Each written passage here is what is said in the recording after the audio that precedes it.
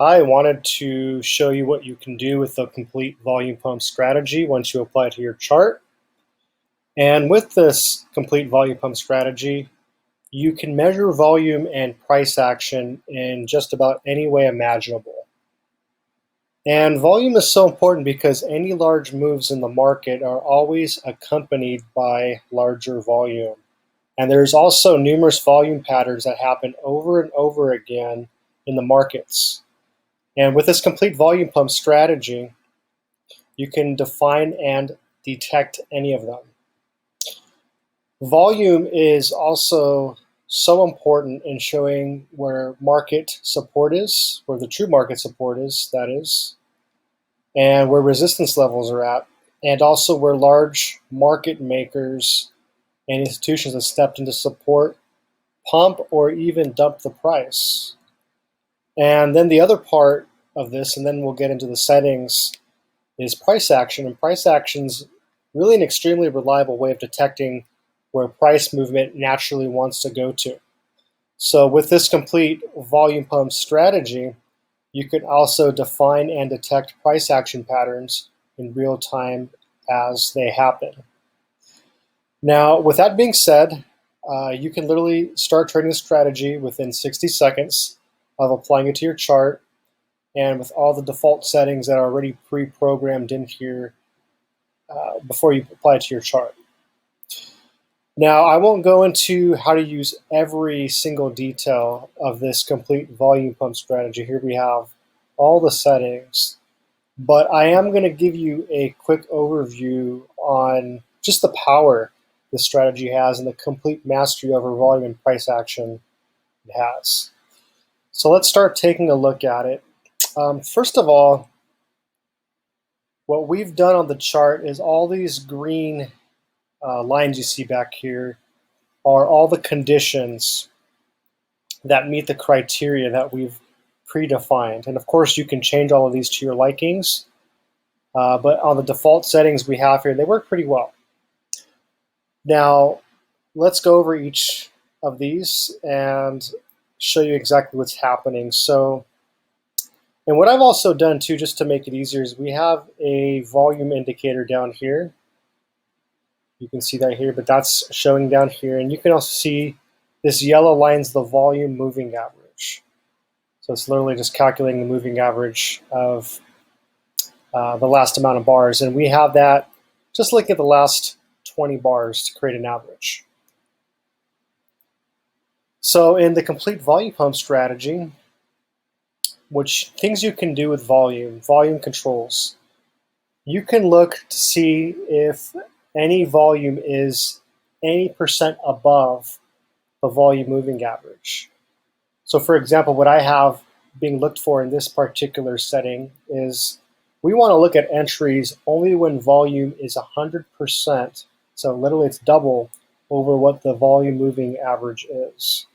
But if you wanted to make that 1,000%, you could do that. If you wanted to make it 1%, you could do that. You could literally make it any setting you want. So we have the ability to use percent above the volume moving average and to define that. You can also look for percent below volume moving average. So you can look for periods of weak volume. Sometimes those can be good buying opportunities when there's no buyers in the market. So that's what that can be used for sometimes. And you can also set that to any amount to the 100th percent of whatever you want to look for volume above or below your volume moving average. And then here you can also say, if you wanted to make a larger moving average, say you wanted to make it longer, like a 50 or 100, or whatever setting you want, you can literally set that here. And that will dictate these percentages based on this length of the volume moving average. Another thing you can do is you can also use percent above the last X bars volume. So what we have here, for example, is we're looking for conditions where the volume in the current bar is 50% above what it was last bar. Now you can make that over 2 bars, 3 bars, any amount of bars you want. And you can also make the volume any percent above the last bar. You can also do the inverse, where you can do percent below last bar's volume. Another thing you can do is you can use percent rising volume. And what that's going to look for, it's going to look for things like this, where you have, look at this on the chart. You have volume here, it's rising, rising, rising, and then here it started to decrease, then rise, rise, rise. So if you want to look for these areas where volume is rising over a set amount of bars, you can detect that with that setting. And then you can also do the inverse. You can use percent falling last X bar volume. So for example, here where volume is decreasing, you can also detect that. You can also look for a set amount of volume over last amount of bars. So if you want to look for, let's say, 1 million shares of something that was sold or bought within the last 10 bars, you can literally input that into here. And that's what this condition will look for. Price action controls, we have a lot of different settings here. So you can look for when bars or candles close in the top percentage of a bar. So let's say you want to look for only candles that close in the top percent of the candle or the bar. You can type that in here, and it will only find such candles and bars for that. You can literally put any number you want. You can even use it to the hundreds percent if you want to. Be very specific and find certain conditions.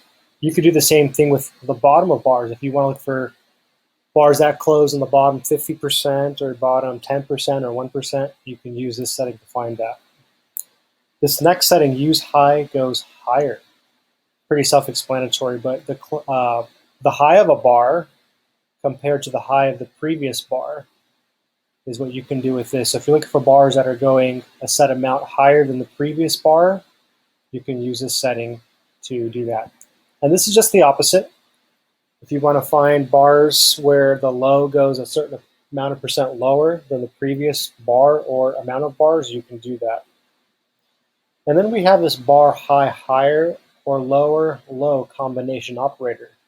And what that allows you to do is to actually combine these two. So you could actually look for bars that go higher and lower than the previous bar, where it's kind of like an engulfing bar. So if you want to look for bars that are engulfing the previous bar or amount of bars, you can do an and. Or if you just want to look for one condition, one or the other, you can look for or. Then we have use close goes X% higher than the previous amount of bars. We have use close goes X% lower than previous bars. We can also look at bars if they're rising a certain amount of price. So let's say each bar is moving 1% higher than the previous one. You can find that using settings here. And you can do the inverse if you want to find bars that are falling in price by a certain amount of percent. You can find that here also. We have some liquidity control, so that way you're trading liquid assets. Say, for example, you had, just for example, a $10 million account, but the volume is only 100,000. Maybe hard for you to enter exit trades. So here you can look for liquidity. And what that's going to do is going to look at the volume times the average price and multiply those two together to get your liquidity. And then you can look for any liquidity amount over any amount of bars. We also have a breakout built into this also, where you can also combine breakouts with any of these volume or price actions. And we have a whole strategy dedicated to breakouts, but you can also use that in this volume pump. And you can look for breakouts that are breaking out. So when I do look for all-time high, and I have my, let's say I use a period of 20, for example, what I'm looking for are bars that have broken out. So this, for example, has met all the volume and price action conditions I had set up here, and it also broke out higher than the last previous 20 bars. So that consistent entry for me. But you can literally set this any amount. You can do that for your breakouts for highs and breakouts for lows. You can also look for the all-time high or all-time low of an asset. And then you can also delay entries of your breakouts if you want to also. So that way, if you could enter maybe on the second or third or fourth signal and try different things out. Here we have some main entry filters. So if you also want to look for something that is also just crossed above or below a certain EMA, you can use a setting for that. If you want to just look for general trades that are generally above or below the EMA, not necessarily had recently crossed it, but are just generally above or below, you can do that here. You can set your length here. You can also, with this ATR increase and decrease and above below, we have some ATR options. So if you want to look for sections where ATR has increased, when ATR, for those of you that may not know, is average true range. And if you want to see if average true range has increased or decreased by a certain amount over a certain amount of bars, you can also look for that as a condition or combine it with the other previous conditions. Or if you want to look for bars that are above or below a certain average true range percent, you can do that also. Very good for finding volatile or not so volatile conditions. Then we have also we have two market regime filters, but what these are good for is you can define certain markets. Let's say you want to define some characteristics of a bull market, a bear market, a sideways ranging market. And we have instructions on how to do this and how to use these settings, but you can learn to look for those specific conditions as the only conditions for you to take a trade in, and that's what you use market regime filter for. Same with the market regime MA cross. We have a whole video dedicated to just market regime filters, so I won't get to too much of these, but these allow you to define bull, bear, and sideways markets and only trade in those. And then you have a second regime filter. That way, if you want to use, say, your market regime filter one as a fast market regime, that's looking for a shorter time period. And then you have a second market regime filter looking for a longer time period. You can use these like that. Then you also have the ability to set your Connor's RSI. We have Connor's RSI inside of our stop loss, and then when we get to it, also our take profit section. But your Connor's RSI in those two sections would be controlled by these Connor's RSI settings right here. Then we have enter after end candle. So if you want to delay entries, you can do that. So you can see over here how instead of this candle, now we opened a trade on this next candle. And if I move it up 10 candles, this will get moved up 10 candles for the entry. Actually, I passed over this entry. Let me do it a little less, 5, and you'll see it on there.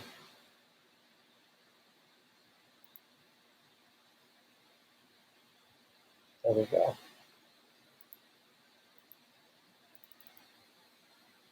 One, two, three. I'll get into this in a different video too. I know it may be a little confusing for right now, but just know you can delay entries for it. You also have the ability to look for longs or shorts. It wouldn't make sense to look for both longs and shorts in the same setting. So you would, if you wanted to do a combined strategy, you would make one strategy for longs and then one for shorts with their different settings. That way they don't conflict. But you can look for longs or shorts with this. You also have the ability to manage your risk through stop losses, and you can do that. You can add a stop base based on where you entered or even your previous high or low of the previous candle or bar. And I'll show you what that looks like on the screen, for example. So here we have an entry. Say I wanted to put a stop loss. Let's just try like 15% underneath, just for an example. So you'll see now that this line here is your stop loss that just got added. So if price goes underneath that, we will exit our trade. So you have the ability to set that any percent you want, and based on the entry or the previous bar high or low. You can also use an average true range stop loss if you don't want to use a set amount. Let me show you what that looks like.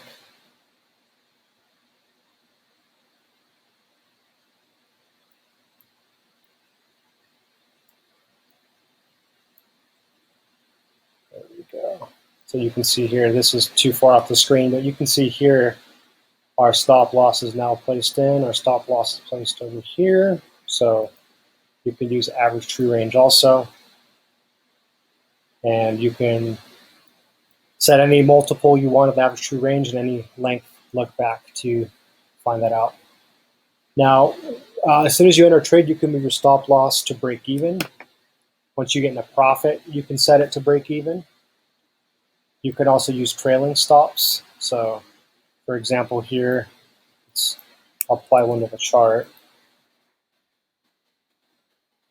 So you can see we had our initial stop loss placed here. Now we're just trailing price. There's a trailing stop loss. So you can set that via percent,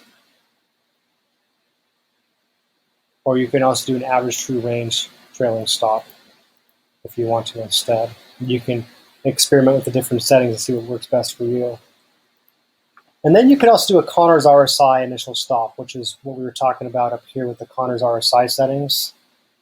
This Connors RSI initial stop is controlled by that. And you can use that by itself or in combination with the average true range or the stop loss level. Now you also have take profit settings. You can take profits by using Bollinger Bands or Keltner Channels. So if price, for example, show you vision on the chart. Let's say price, actually make this a little larger.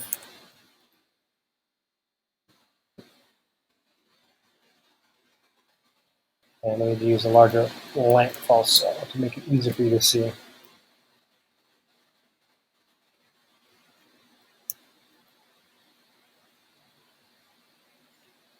Okay, so say you're in a trade here, and then as soon as price exits the Bollinger Band, which it did here, you could use that as a take profit. You could do the same thing with Keltner Channels. So these could be very dynamic ways of taking profit in the market. You can also use, and one of my favorites is just a simple percentage from entries. So if you enter a trade and say the trade gets, let's just try 10% in profit, for example. You can just exit the trade. So here, you made 10%, we're out. Entered here, made 10%, we're out. You can set this to any number you like. And then you also have an average true range take profit if you don't want to use a set amount. Same with Connors RSI take profit. So if you want to use the Connors RSI to find extremes, you can take profit. And you can use this by itself or with any of these other settings, and whatever gets triggered first will be your take profit. Now you also have additional entry filters. So you can filter those by RSI or stochastics or even above or below an EMA. And you have the same thing for exit filters. So if you want to stay in a trade and not exit so soon, you can do that with the exit filter. And you can use RSI stochastics or the EMA also. So hopefully this was just a quick overview to show you what you can do with the complete volume pump strategy. Again, I have a lot more details and how it works, and we'll go over the properties and style in a different tutorial video.